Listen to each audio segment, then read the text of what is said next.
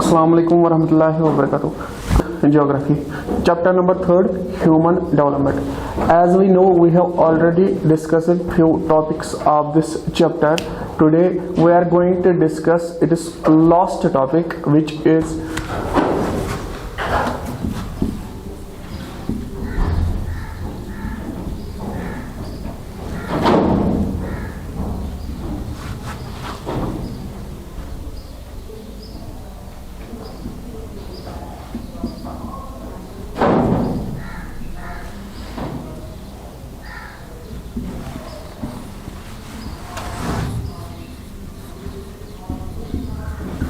This is our today's topic, population, environment and development.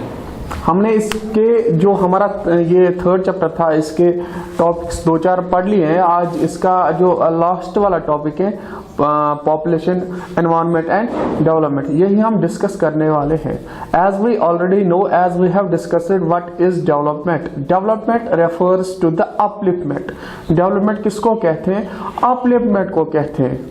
जहां पे आपको अपॉर्चुनिटीज मिलती हैं, जहां पे आपको बेटर लाइफ मिलती है, जहां पे आपको बेटर फैसिलिटीज मिलती हैं, तभी तो कह सकते हैं कि वहां पे डेवलप्ड कंट्री है. तो वहां पे डेवलपमेंट हो रही है, वहां पे डेवलपमेंट इनफैक्ट है.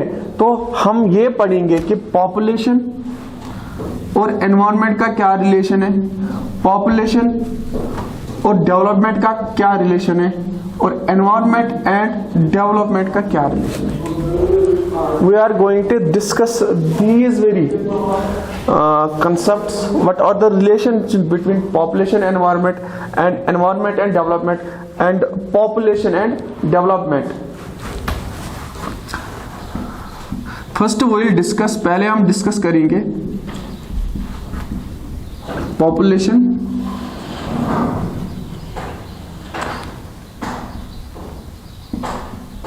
with environment.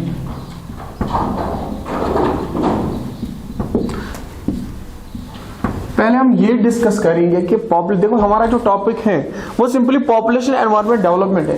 तो हम ये इसमें डिस्कस करेंगे कि पॉपुलेशन का रिलेशन क्या है एनवायरनमेंट के साथ, डेवलपमेंट के साथ, और हम ये भी करेंगे कि इसका ये जो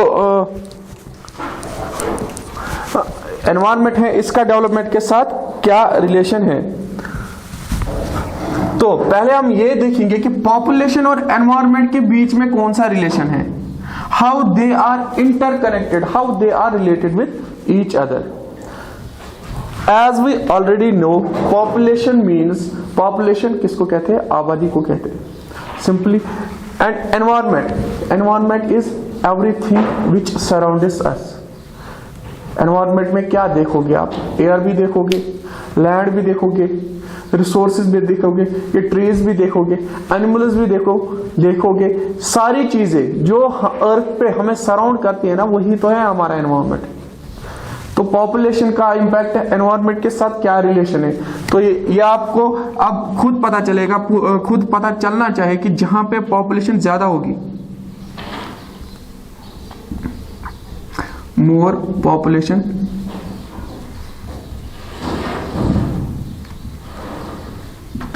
more population means the need of more resources, need of more environment, need of the things which the environment occupy. environment में जो भी चीजें हैं, हमने कहा कि लैंड है, ठीक, ये पहाड़ है, ट्रीज हैं, एनिमल्स हैं, एयर है, ये सारी चीजें जो एनवायरनमेंट में आप देख रहे हो ना, तो जितनी पॉपुलेशन ज्यादा होगी उतना उनका यूज, इन रिसोर्स का यूज ज्यादा ही होगा.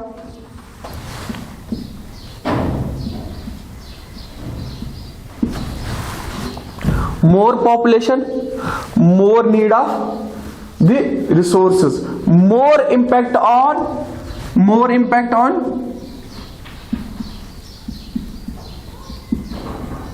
एनवायरनमेंट. जितनी पॉपुलेशन ज्यादा होगी एनवायरनमेंट भी उतना इफेक्टिव ही होगा. ये आप याद रख लीजिए. कहीं पे आप देख सकते हो, आप खुद से आप अंदाजा कर लो, एक आइडिया लगाओ, कोई ऐसी जगह जहां पे टूरिस्ट डेस्टिनेशंस होती है, से फॉर एग्जांपल पहलगाम, गुलमर्ग, ठीक, वहां पे क्या है, टूरिस्ट डेस्टिनेशन है, तो वहां पे उसका जो है ना पुल फैक्टर वो खींचते हैं अपनी तरफ। किन को? टूरिस्ट्स को, हम लोगों को, आउटसाइडर्स को वहां पे खींचते, तो वहां पे एक टाइम पे आप ये देखते हो पॉपुलेशन बढ़ जाती है। समर्स में अगर वो खींचते हैं तो समर्स में आप वहां का एनवायरनमेंट देखना, वहां का हाल देख लेना एज कंपेयर्ड तो रेस्ट ऑफ द प्लेसेस। दूसरी ऐसे भी जगह है, ऐसे भी डेस्टिनेशंस है जो ब्यूटीफुल तो है लेकिन अभी तक एक्सप्लोर नहीं हुई है, उनका जो टूरिज्म के साथ उतना कनेक्शन नहीं है, तो वहां पे जाके आप देख लो, वहां पे आपको सारा नेचर एनवायरनमेंट मिलेगा, साफ मिलेगा। तो वहां पे आपको आप ये देखोगे कि उस वाले एनवायरनमेंट में इम्पैक्ट नहीं रहा है, इम्पैक्ट नहीं हो। तो एनवायरनमेंट में आप ये याद रखिए, पॉपुलेशन और environment they are related with each other. When population is more, that means environment has to be impacted. Environment में impact पड़ना ही पड़ना है। तो population कम होगी तो environment भी क्या होगा, उस पर impact कम ही पड़ना है। ठीक है, तो दूसरा हम इसमें डिस्कस ये करेंगे, दूसरा वाला, the relationship between population and development। पहला first was population and environment, now population and development।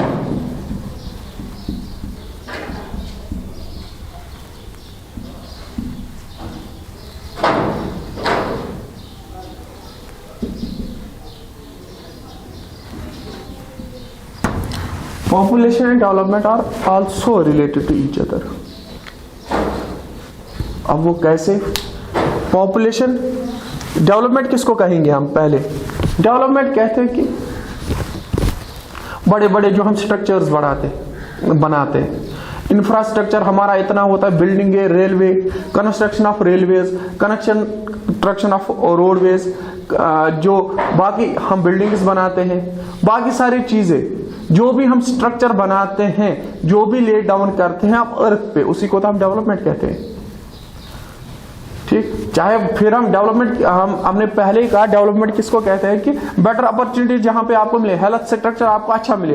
Health structure अच्छा करने के लिए आप क्या करते हो? सबसे पहले आप इंस्टॉल करते हो, कंस्ट्रक्ट करते हो हॉस्पिटल्स, बाकी सब चीजें। तो डेवलपमेंट तो इसी को कहेंगे ना। तो डेवलपमेंट का यही मतलब है, जब आप इंस्टॉल करते हो, जब आप कंस्ट्रक्शन करते हो at a large scale, at a large pace, तो वहां पे कंस्ट्रक्शन कुछ भी हो सकता है। आप रेलवेज कर लो, आप रोडवेज कर लो, ठीक, आप इंफ्रास्ट्रक्चर डेवलप करो, तो उसको हम कहेंगे कि डेवलपमेंट। लेकिन अब पॉपुलेशन का डेवलपमेंट के साथ क्या रिलेशन है? इसका रिलेशन बनता है, देखो, more the developed countries less is the population, more the population less is the development. वो आप कैसे कह सकते हो? देखो, डेवलपमेंट आप कितनी भी कर लो, डेवलपमेंट आप कितनी भी कर लो, लेकिन डेवलपमेंट आप किनके लिए कर लो? लोगों के लिए, ह्यूमंस के लिए।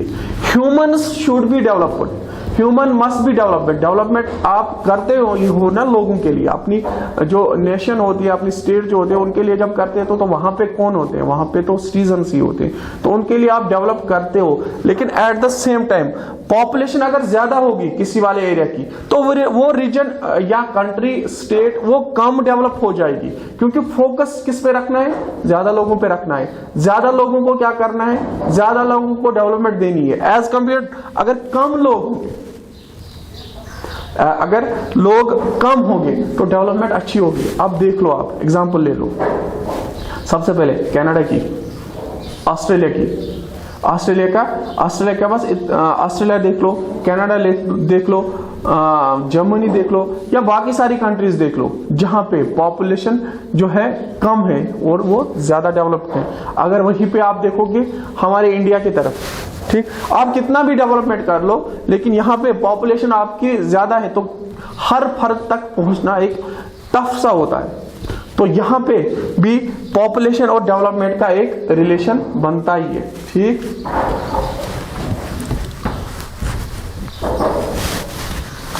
और जितना, और उसके बाद आप देख लो पॉपुलेशन डेवलपमेंट के बाद एनवायरनमेंट और डेवलपमेंट के साथ क्या रिलेशन।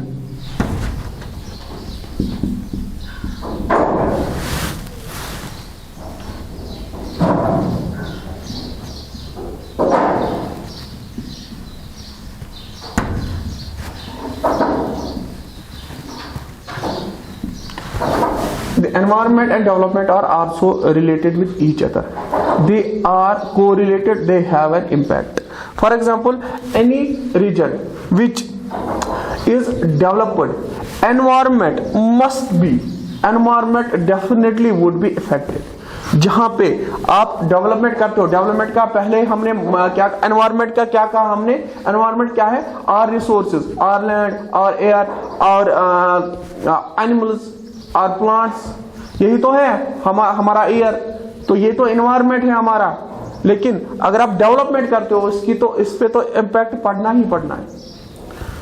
आप जब इंफ्रा डेवलपमेंट किसको कहते हैं, हम डेवलपमेंट हम यही कहते हैं, इंफ्रा डेवलप करोगे, रोड्स लगाओगे, रेलवेज कंस्ट्रक्शन करोगे, बाकी जो फैक्ट्रीज आप लगाते हो, तो इंफ्रा तो उसी में आएगा। लेकिन अगर आप डेवलपमेंट करते हो ना, लोगों की डेवलपमेंट करते हो, अपने रीजन की डेवलपमेंट करते हो, करते क्या हो, मसला हमारा मकसद ही है ह्यूमन डेवलपमेंट।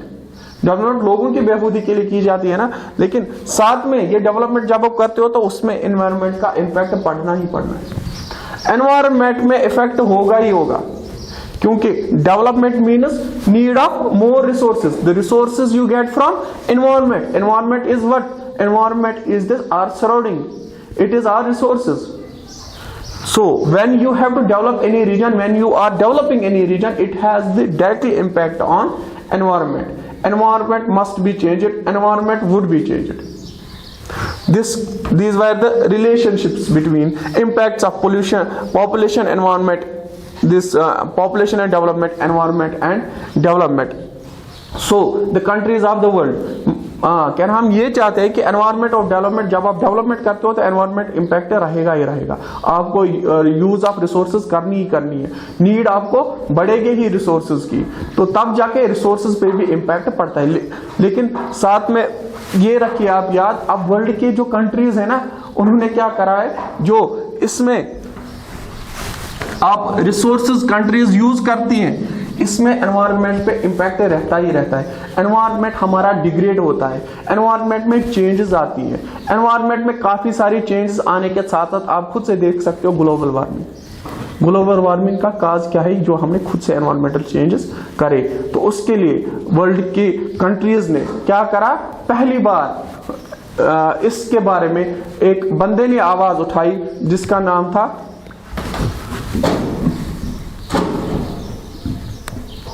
Thomas Malthus.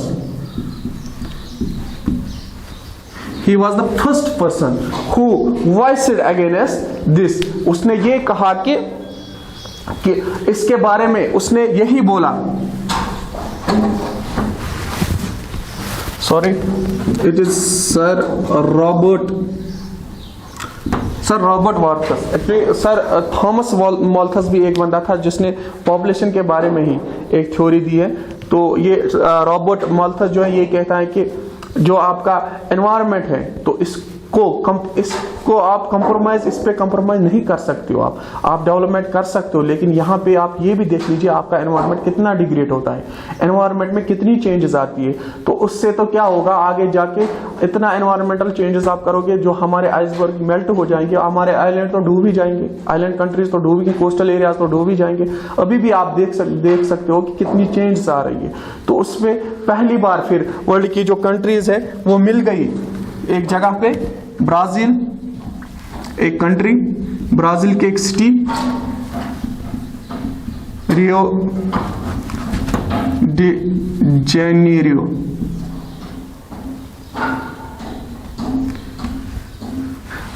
पहली बार 1992 में वर्ल्ड की यहाँ पे एक मीटिंग होती है, world leaders meet there, it is called a summit. It is the city of Brazil. The world leaders met in 1992 at Rio de Janeiro in Brazil. That is also known as Earth Summit.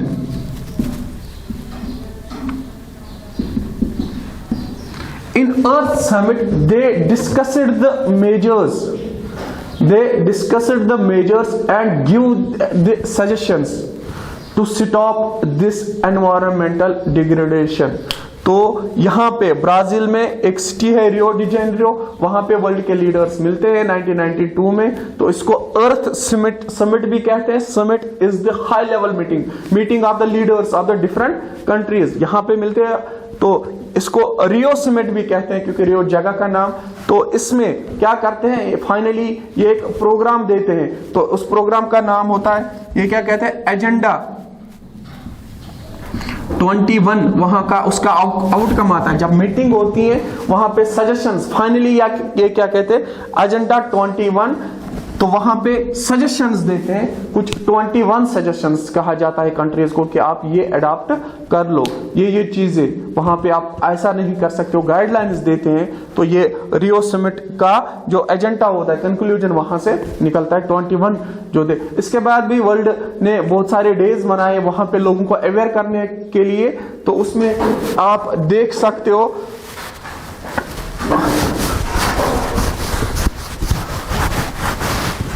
उसमें आप देख सकते हो world अर्थ day, world अर्थ day मनाया जाता है 22 अप्रैल को। ये वर्ल्ड में मनाया जाता है वर्ल्ड अर्थ डे। यहाँ पे अर्थ के बारे में हमें अवेयर किया जाता है कि जब तक देखो, जब तक हमें पता नहीं चले, सिटीजन्स को पता नहीं, यहाँ पे प्रॉपर एजुकेशन नहीं देंगे तो तब तक कैसे रुक सकता है ये। तो इसमें बहुत सारे वर्ल्ड कम्युनिटी, वर्ल्ड के लीडर्स, वर्ल्ड के नेशंस आप क्या मनाते हैं, ये कुछ डेज है। वर्ल्ड अर्थ डे जो 22 अप्रैल को होता है। उसके बाद एक और डे जो है वर्ल्ड एनवायरमेंटल डे।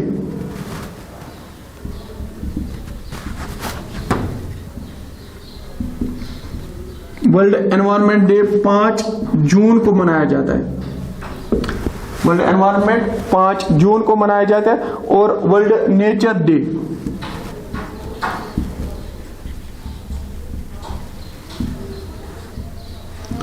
3 अक्टूबर को मनाया जाता है।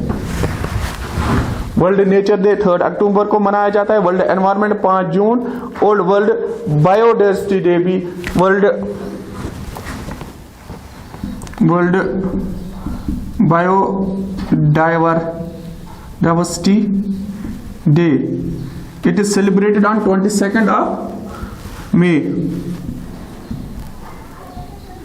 These days are celebrated every year throughout the world to give the knowledge, to aware the people about the earth, about the degradation of the earth.